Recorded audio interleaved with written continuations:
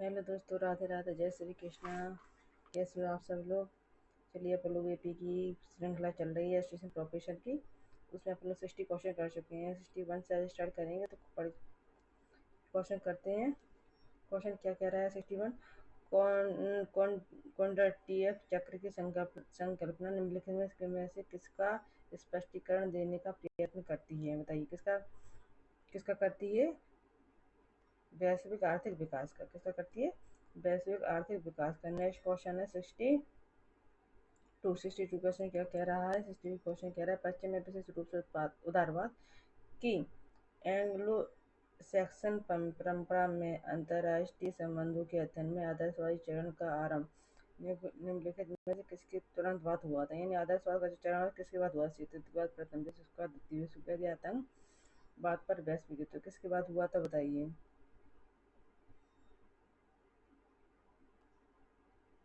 तो जो हुआ था प्रथम विश्व युद्ध के बाद। तो ऑप्शन नंबर बी सही है। नेक्स्ट क्वेश्चन, अंतर्राष्ट्रीय राजनीति में निम्नलिखित में कौन सा एक युद्ध का प्रकार नहीं है? बताइए, कौन सा एक युद्ध का प्रकार नहीं है? आधिपत्य युद्ध या संपूर्ण युद्ध, व्यापक युद्ध या सीमित युद्ध? कौन सा एक युद्ध का प्रकार नहीं है? तो कौन सा नहीं है? आधिपत्य युद्ध। Option number A is the right answer. Next question, question number 64।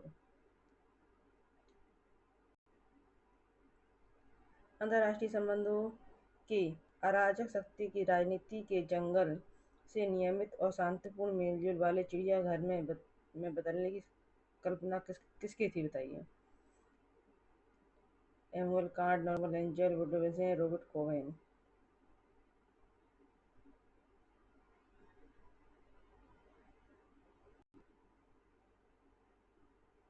किसकी थी? बताइए। वुडरो विल्सन की is the right answer. Diplomacy of violence या हिंसा की कूटनीति की संकल्पना से जुड़ा हुआ है। कौन जुड़ा हुआ है हिंसा की कूटनीति से? Stephen Walt, John Mearsheimer, Thomas Schelling या केनेथ बॉल्ट? कौन जुड़ा है? जल्दी बताइए। जॉन मर्शियामर नहीं, जॉन मर्शियामर नहीं, थॉमस शेलिंग इसका आंसर क्या है? Thomas shelling. Option number see the right answer. Question number 66 पढ़ते हैं। 66 क्या कह रहा है? अंतर्राष्ट्रीय संबंधों के अध्ययन के लिए यथार्थवादी दृष्टिकोण मानता है। क्या मानता है? शक्ति तथा हित की विषय वस्तु तथा स्थान तथा समय के साथ परिवर्तनशील। यथार्थवाद वैश्विक राजनीति में नैतिक सिद्धांत का पक्षधर। यथार्थवाद वैश्विक राजनीति में युद्ध की उपेक्षा करता है। यथार्थवाद संयुक्त राष्ट्र जैसे अंतर्राष्ट्रीय संगठनों की निंदा करता है। कौन सा है इसका आंसर? बताइए।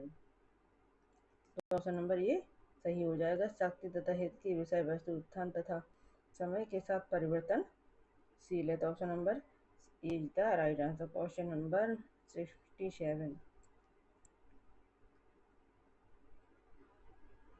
बंदी की दुविधा यानी खेल का प्रयोग निम्नलिखित में से किसके बारे में अंतर्दृष्टि प्राप्त करने के लिए किया गया है?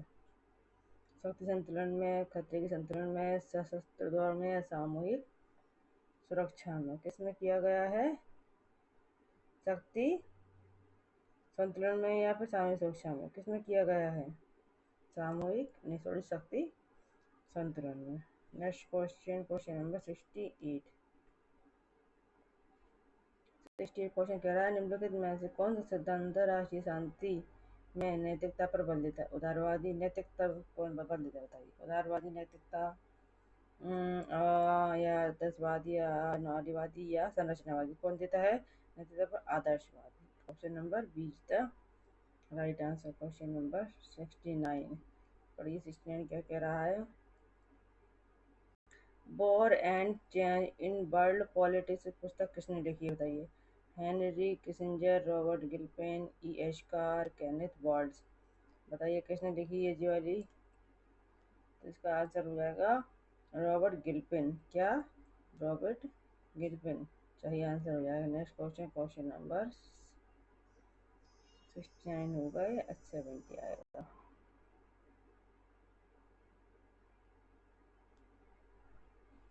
बताइए 69 क्वेश्चन क्या कह रहा है।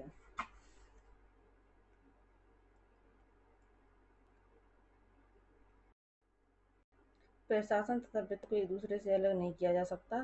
प्रत्येक प्रशासनिक कार्य का आर्थिक पहलू होता है जो उससे उससे वैसे ही अपृथक्करण होता है जैसे कि मनुष्य और उसकी छाया। यह कथन किसका है? लॉर्ड जॉर्ज ब्लॉवी, अर्ली वाइट या मार्टिन मार्क्स? किसका है ये कथन बताइए। तो Lord Lord George, option number A सही हो जाएगा। नेक्स्ट क्वेश्चन 71 पढ़िए, निम्नलिखित में से कौन सी एक मैक्स वेबर के नौकरशाही प्रतिमान की विशेषता नहीं है? बताइए, नौकरशाही की प्रतिमान की विशेषता नहीं है तो ऑप्शन नंबर इसका आंसर हो जाएगा आधिकारिक कार्यावस्था के आधार पर निष्पादित होता है, तो ऑप्शन नंबर ए सही हो जाएगा। 72 निम्नलिखित में कौन सा बजट का एक प्रत्यक्ष कार्य नहीं है? आर्थिक वृद्धि को बढ़ाना, आर्थिक असमानता का समान, निवेश को प्रोत्साहन या नागरिक की आय को बढ़ाना? कौन सा नहीं है बताइए। 72 का बताइए। तो इसका आंसर हो जाएगा नागरिक आय को बढ़ाना बजट का काम नहीं है, तो option number D. Max weber के अनुसार नौकरशाही नियुक्ति अधिकारियों की एक प्रशासनिक इकाई है। बताइए इसका क्या आंसर हो जाएगा। इस जिसमें निर्वाचित लोग बाहर रहते हैं, इसका आंसर क्या हो जाएगा? इसमें निर्वाचित लोग बाहर रहते हैं, ऑप्शन नंबर ए।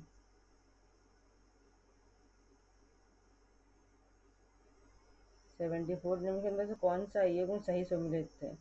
बताइए सम्मिलित बताओ, कौन सा सम्मिलित नहीं सम्मिलित है बताना है। नेतृत्व का आकस्मिक सिद्धांत, विक्टर ब्रूम। नेतृत्व का जीवन चक्र उपागम, ब्लैक व बाउटन। नेतृत्व का पथ लक्ष्य सिद्धांत, मार्टिन बॉयस एबर्ट। और प्रबंधकीय ग्रेड, हर्षी मिलनचंद। कौन है इसका बताइए। सही सुलोमित है वो बताना है, तो इसका कौन सा सही सुलोमित है? सम्मिलित वाला है, option number C. Next question 75 वर्ष 1989 की विश्व बैंक दस्तावेज के अनुसार निम्नलिखित में से किसे सुशासन का एक प्रमुख आयाम नहीं माना गया है? बताइए। सुशासन का एक प्रमुख आयाम नहीं माना गया है। सार्वजनिक सार्वजनिक क्षेत्र प्रबंधन, उत्तरदायित्व, कार्यक्षमता या सूचना एवं पारदर्शन। सुशासन सुशासन यानी होता है गुड गवर्नेंस। इनमें से गुड गवर्नेंस का एक कौन सा आयाम नहीं? सार्वजनिक क्षेत्र प्रबंधन, उत्तरदायित्व, कार्यक्षमता या सूचना एवं पारदर्शन? बताइए क्या है? कार्य क्षमता। इसका क्या आंसर हो जाएगा? इसका आंसर कार्य क्षमता। चलिए दोस्तों, ओनली कितने 15 क्वेश्चन लेके आए थे, इनमें से आपके क्वेश्चन कितने सही होंगे वो मुझे बताना है आपको कमेंट के माध्यम से। यदि आपने चैनल सब्सक्राइब नहीं किया तो चैनल सब्सक्राइब कर ले और बेल आइकन को भी दबा ले, जैसे मेरी कोई सी भी क्लास आए, वीडियो आए या फिर रील वगैरह या शॉर्ट ब्लॉग जो भी आए आपके पास उसका नोटिफिकेशन पहुंच जाए। थैंक यू फॉर वॉचिंग, धन्यवाद।